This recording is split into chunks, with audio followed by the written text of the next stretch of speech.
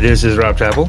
This is Omar Waheed. This is Nicholas Garten. And it's 365 Amplified for Friday, November 21st. 22nd is Friday. This is recorded on Thursday, November 21st. You're giving away the secrets, Omar. I think we've said this plenty of times. I think people know how podcasts work at this point. Okay, Friday, November 22nd. Thank you, Omar. Stephanie is off today, but it's the three of us, and we got a lot to talk about. A lot going on. A whole lot. It's going to be great. It's a meaty episode this week, guys. First thing we're going to jump into is some follow-up on what we talked about last week, in that there are processes happening at City Council to address the situation with Alder Charles Myadze, who, as you remember, was found to have acted inappropriately with at least three women, one of whom is an alder, one of whom is a city employee, one of whom is a member of the public, a nonprofit leader. There was a big investigation. It initially found that with Alder Juliana Bennett, he did actually create a hostile work environment. The other two, he didn't. An amended report said, actually, never mind. They were texting each other in a cordial manner, so therefore it couldn't have been a hostile work environment. We have retracted our findings from the first investigation. Worth noting, neither of those investigations, neither the initial report or the addendum, said that this stuff didn't happen. Like, it definitely did happen according to this, but didn't meet the requirements of city policy or state law to be called sexual harassment. You can't say Merry Christmas to your enemies. It's the biggest takeaway. That's the takeaway. That's basically it. Yeah. Although since we last spoke about it, Alder Bennett has been public saying, I always say Merry Christmas to all my colleagues, and it would have been weird if I left him out, because that would have been a thing then. Right? Exactly. Can't say it to your enemies. Can't say it. Or they will be deemed not your enemy. So that is the basis now of a censure resolution, which is authored by MGR Govindaranjan, the District 8 Alder, who represents the district that Alder Bennett used to represent. So she basically asked him to write the resolution of censure. Interestingly, a censure doesn't do a lot except express that the rest of the city council thinks that you acted in a way unbecoming of an alder. Like, you acted in a way that doesn't live up to your responsibilities of your position. Is that what that does? More or less. Is that it? Yeah, there's no formal consequence. I thought censure meant that we were going to start censoring this person this whole time, because censor. No, it's censure. Yeah, well, now I know. Now you know. And I'm so disappointed. Although they have, I think, technically speaking, somebody could bring a motion to expel him at some point. They haven't ruled that out entirely. I think they kind of don't want to, for a couple of reasons. First of all, there's about 6 months left in his term. I believe will run for re-election probably. So it's not only 6 months necessarily, because he could be reelected for 2 more years. But so an expulsion process takes a while, and there's a hearing, and there's attorneys, and it's like a whole proceeding that could take some time, and also could require folks like to come and testify, and maybe they don't want to do that, and that could be traumatizing all over again. So if we can just if the council can just like let his term expire and then hope that he loses the election and be done with him that way, maybe that's what they're choosing to do. I don't think, I'm just having spoken with Gloria Reyes, who, by the way, we should also recap that there's all these other allegations that he was abusive to a former wife, a former girlfriend, and another former girlfriend who happens to be Gloria Reyes. The allegations that Gloria Reyes made against him, which he has not denied, we should say, happened while he was on council. So the council could have something to say about that. The censure resolution doesn't mention any of those allegations. It's only focused on the sexual harassment allegations. I asked Alder Govindaranjan about that, and he said that the sexual harassment allegations The investigative report came out of a due process where Alder Myadze had an opportunity to defend himself, to tell his side of the story, and they still found basically that everything was alleged did happen. And he didn't want to introduce the court of public opinion into the censure resolution, which is basically his way of saying all those other allegations exist in the media, in Madison 365 specifically, but there was not an official investigative process. I will say, we gave Alder Myadze ample opportunity to defend himself. He forcefully and unequivocally denied the first two allegations of his former wife and former girlfriend, Jamie Johnson and Michelle McCoy, back in the spring. He chose not to respond to the Clary Race's allegations, although we gave him multiple opportunities. I emailed him 3 or 4 times, didn't hear back. I called his attorney on the phone, and she finally told me there's going to be no statement. So to say that he didn't have a chance to defend himself in the media, not entirely accurate, but I get what he's saying, that it wasn't, in any case, it's not an official proceeding by the city, I guess, is why they wanted to leave it out of the censure resolution, which, okay. I have to think it's going to be on people's minds, though, when they're voting on that resolution on Tuesday. Currently, as we record, the resolution has 13 Alder co-sponsors, plus Mayor Satya Rose Conway is also signed on as a co-sponsor. That doesn't mean it's only going to get 13 votes. There are 7 other Alders, one of whom is Alder Myadze. I wouldn't expect him to co-sponsor this. But so there are 6 other Alders who could co-sponsor who have not yet. That doesn't mean they're not going to vote for it. It doesn't mean they won't still sign on before Tuesday, but so far they haven't, and we will ask them whether they intend to or not. But in any case, the resolution already has enough co-sponsors to pass. Yeah, there's been no statement by any of the men on council, and Sabrina Madison has been on social media demanding to see articles, statements, blogs, literally anything from any of these men saying anything against what Alder Myadze has been doing. 26 people signed on to a statement in April calling on to resign based on the former allegations, the first 2 allegations. Some of those were men. I'm not sure any of them were Alders. Fitchburg Alder Joe Maldonado signed on to that statement and then renewed that statement this time around. Dan Hawk up in Sun Prairie is not an elected official. He's a business owner, community leader kind of guy in Sun Prairie. Came out and said something. There may have been others that we just haven't seen. But you're right. The men on the Madison County Council have been silent, as far as we can tell. The other thing that we've learned, we may not have a lot of specifics by the time this podcast comes out, but we should have some soon, is that there is an effort to create a new ordinance to make this kind of process more fair to the survivors and victims. So right now, due process has to be fair to the accused in any way, in any forum, right? But as we kind of alluded to, the fact that Juliana Bennett texted Merry Christmas to Charles Myadze is used as proof that, she's, as we mentioned last time, he's a much older, more powerful guy, locks in a car with his 22-year-old fellow Alder and intimidates her into silence. The fact that she then remained silent, basically he won that battle, and that's used against her, basically, to say, like, no, you couldn't have been a hostile working environment because you managed to continue working with this guy. That's obviously a flaw. That's not how that works at all. No, right, exactly. So there's, and this process is basically governed by state statute, which the city council has found, or which at least some on city council leadership has found lacking. So there's an effort to create a new ordinance that would govern these kind of situations. And we're still learning details of what that will look like. That apparently is going to be introduced on Tuesday. I don't know if it will get a debate and vote or if it'll just be introduced and then sent to committee. It's usually how it works. An ordinance will be introduced in the common council, then sent to committee, passed through committee, and then back to the council.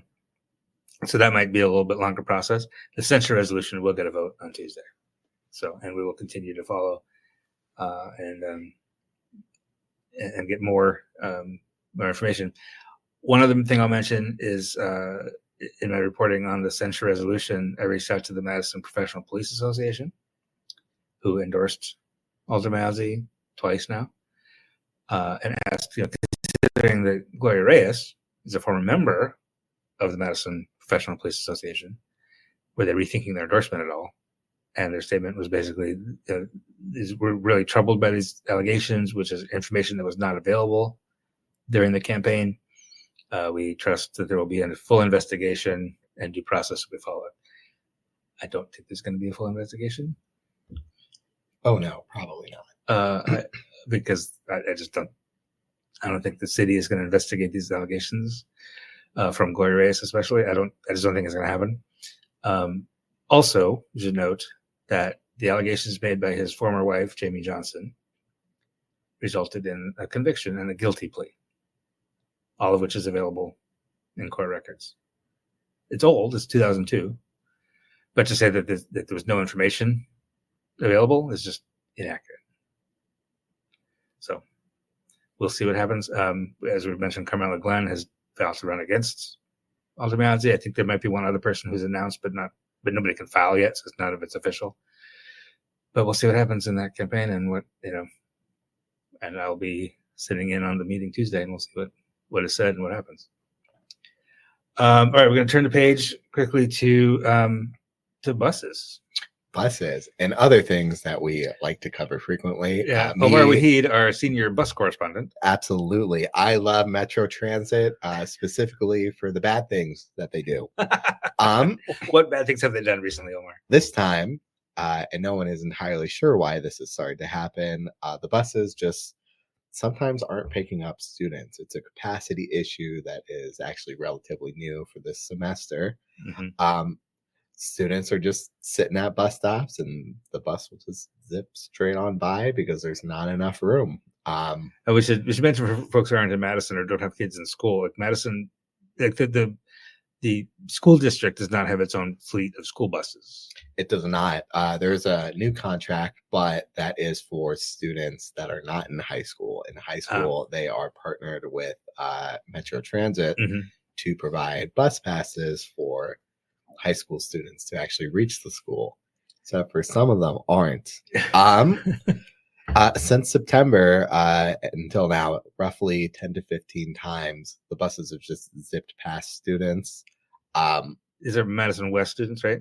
Madison, well, at least Madison West. That's who reached out to us as a Madison West parent. A parent from Madison West. Right. It could be happening at more, but we're not entirely sure yet. I've been sitting outside the bus stop the past couple of days to see if the kids have been actually getting picked up, and they have been. It's a very infrequent issue, but it's happened enough times to cause concerns from the parents. Sure. They don't know why it's happening. It's just the buses are too full. That's it. So parents reached out to MMSD and Madison Metro Transit to figure out what's going on there.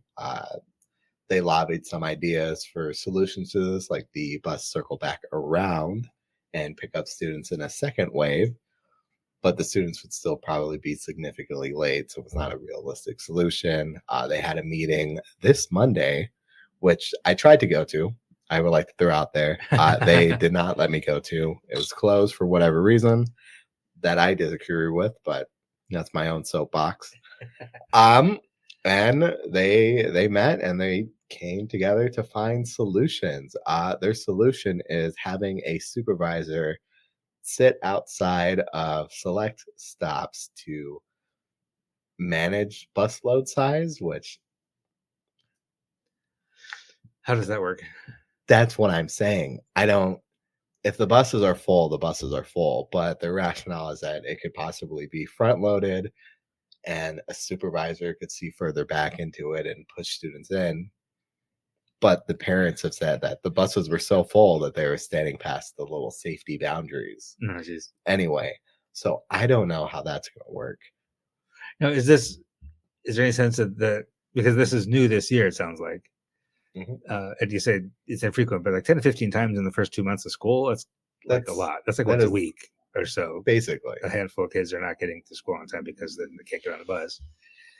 But is this related to the BRT at all? Because last year the routes were completely redesigned, and then this fall, the September BRT started. So is any of that contributing? Is there any sense that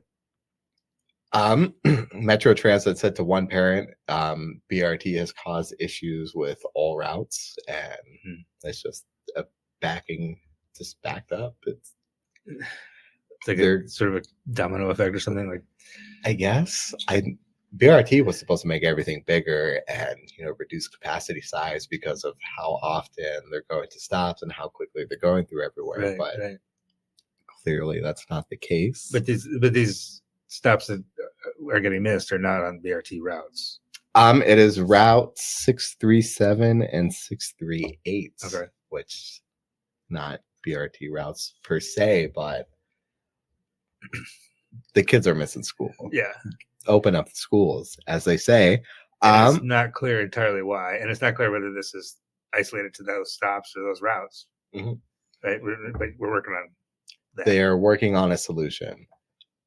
At least with the supervisor, they said they'll be able to gather data about it and hopefully come up with a different solution later if that's necessary. Obviously, they would hope that just the one solution works, but yeah, it's still happening. So we'll closely monitor that, and if it persists, then we will run more things about it. Yeah, we will. We will definitely keep an eye on this because it's an equity issue, right? Like the kids who don't have cars or parents who could drive them to school, that's what we're talking about, right? Well, it's especially concerning because Thursday, it's snowing like crazy and very, very windy and pretty cold. Yeah. So if these students now have to walk to school, but they're supposed to be picked up by these bus passes that parents do have to purchase, what's happening? Right. If you have a kid who has not been picked up, let us know. Please. news@madison365.org. Or you can text me. That is perfectly fine. 515-205-9508. Everyone can have my phone number. I truly do not care. Tell me if your kid did not get picked up by the bus, and I will love to talk to you. Text Omar, give him a call. I was just thinking about that this morning when I was talking to somebody actually about the Myadze story. How many people know my phone number? And that's like, we have to do that. We have business lines, but right, just call me. Right. All right, thanks for that, Omar. And again, we'll keep tabs on that. You're gonna actually have your first full article on that issue up later Friday, probably, right? Friday or Monday. One of those two. Look out for it. Yeah, watch for that. But in the meantime, just know we're on the case.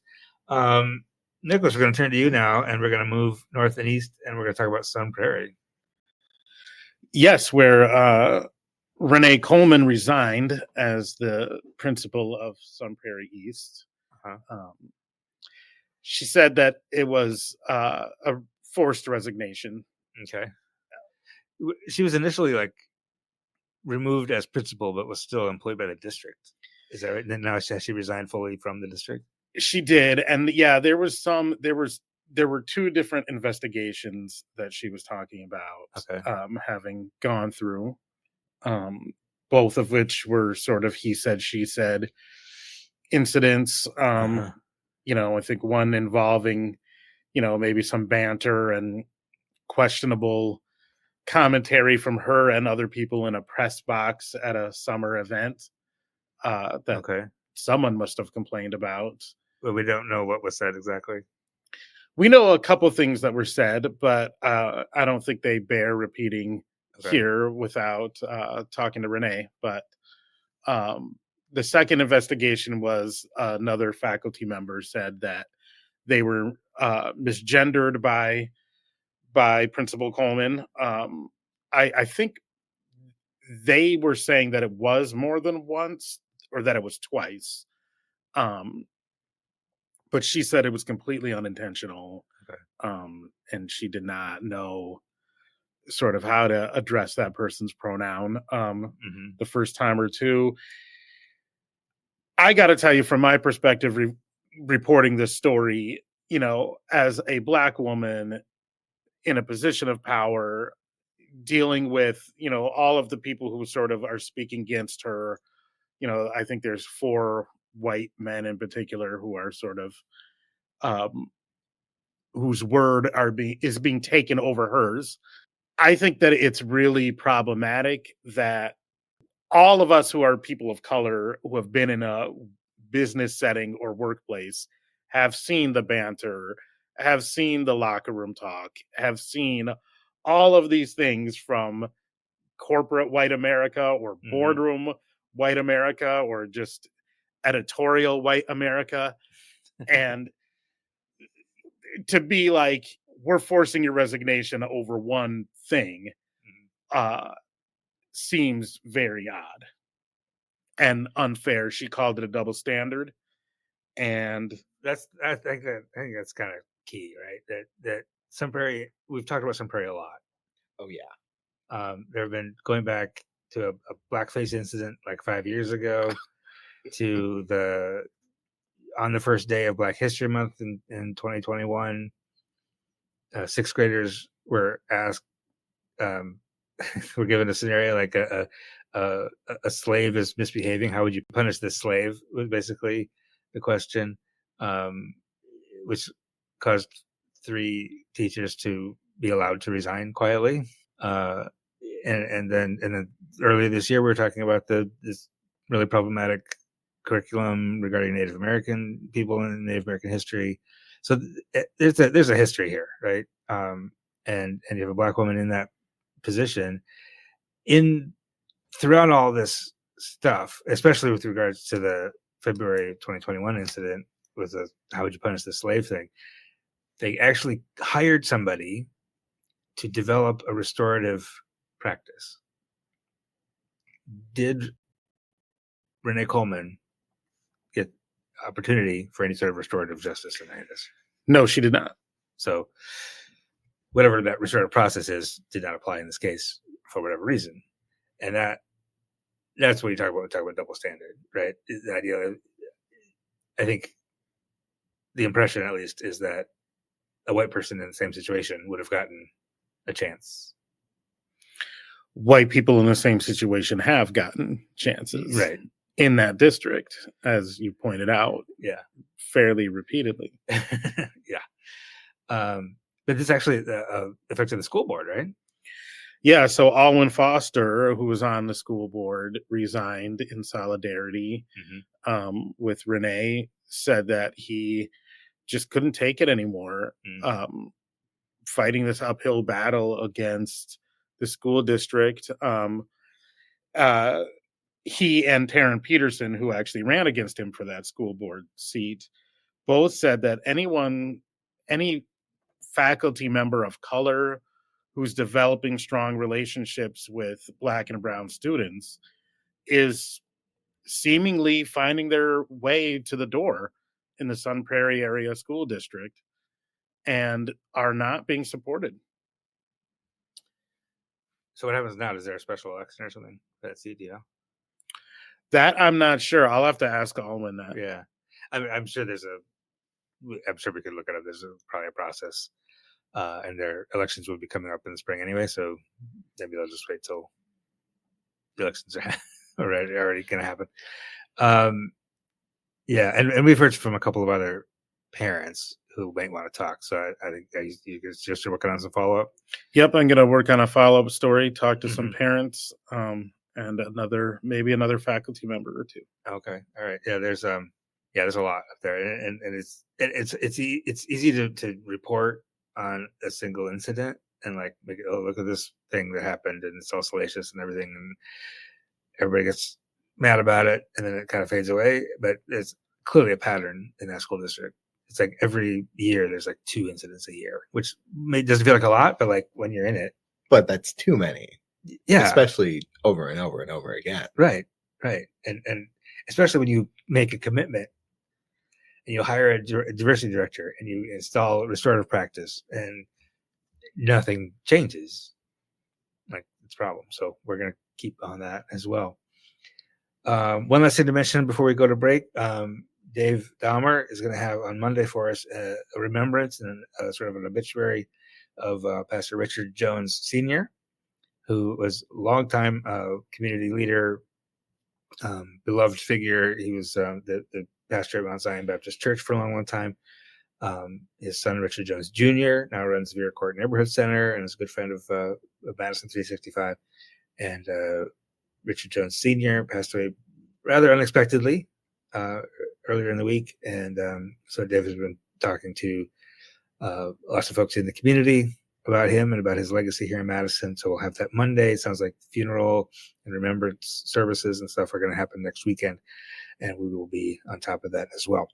Going to take a quick break. And when we come back, something a little later, we'll have our roundtable question. Even without Stephanie here, Omar has taken over question duties the last couple of weeks. Absolutely. Today.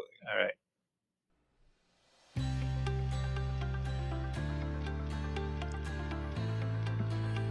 Hey folks, it's Rob. I'm sorry to give you more of my voice right now because here at Madison 365, your voice is our mission. There are a lot of people in this city and around the state who maybe don't want to hear your voice. Think about the stories we talked about today. I'm sure there are people on the Madison Common Council, at the Madison Metro School District, at the Madison Metro Bus Service, at the Sun Prairie School District, and plenty of other institutions and people in power who would rather we just go away and be quiet and stop asking questions, stop amplifying your voice. We're not going to do that. We're going to keep asking questions. We're going to keep pushing. We're going to keep holding authorities and those in power accountable. And we're going to do that on your behalf and with your help. We are a nonprofit newsroom. That means we need your support to continue the work that we do. And right now, when we need you more than ever, frankly, right now is the best time to do that because of the News Match program. This is through the Institute for Nonprofit News. Every dollar donated to us right now gets tripled. You got $5 to spare, we get 15. You got 20, we get 60. You give us 100, we get 300. It's really that simple, no questions asked, between now and the end of the year. I want to give a shout out and some sincere thanks to a handful of people who have jumped in with us during this news match period. One of these is my mom. I'll let you guess which one. Carden, George and Suzette, Tahasi, Charles, Laura, Art, Marcus, Hazel, Rita, Laura, Patty, Emily, Louise, Peter, Christy, Sherilyn, Andrew, Leah, and Roberta. Thank you. We can't do this without you. Your voice is our mission. Don't fall silent. Go to madison365.org/donate right now and help us amplify all of your voices.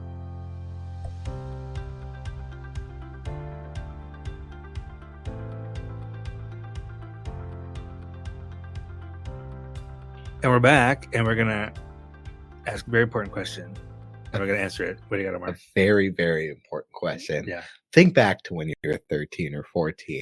Your bodies I'd rather not. Exactly.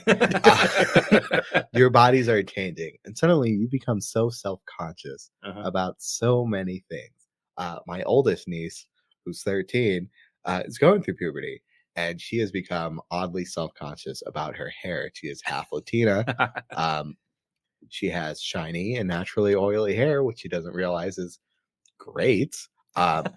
Great scalp health, but she lives in West Des Moines, dominantly white school. So she can see all these white kids with, less sheen in their hair. So she's self-conscious about it. And I was thinking about, what was I self-conscious about going through puberty? And there's so many things. I'm phenomenally hairy. But Here, Steve. I have a couple things. I do my eyebrows twice a week because I grow a unibrow and I have phenomenally thick eyebrows. If I don't do that, it looks bad. I was very self-conscious about shaving my unibrow then, but also I have very naturally pretty long eyelashes. I was very, very self-conscious about that. So I was trimming my eyelashes. Which doesn't sound safe. He was just making scissor motions with his hands very close to his eyes. Yeah.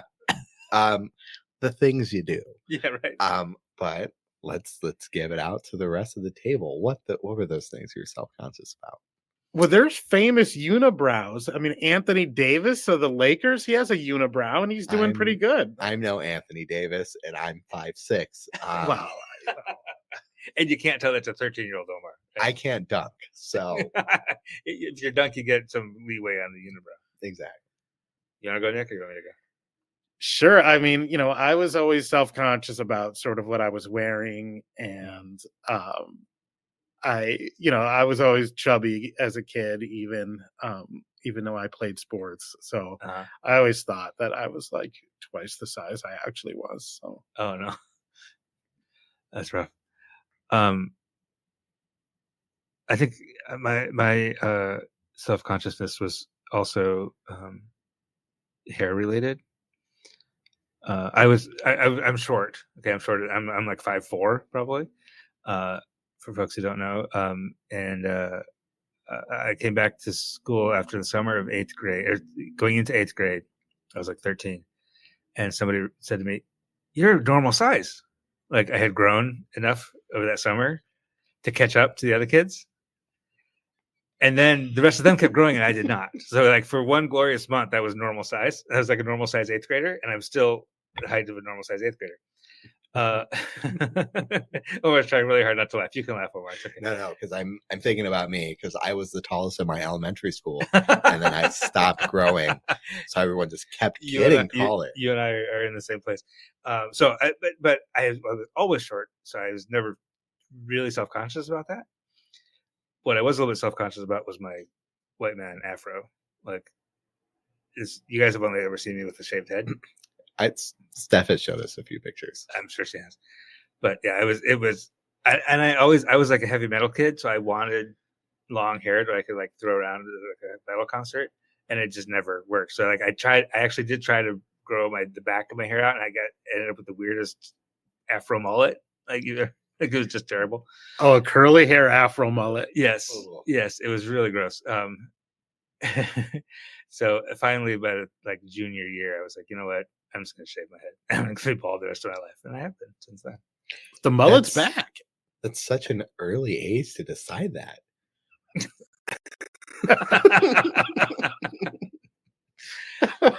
I think, but I'm comfortable with it because, I see like I would.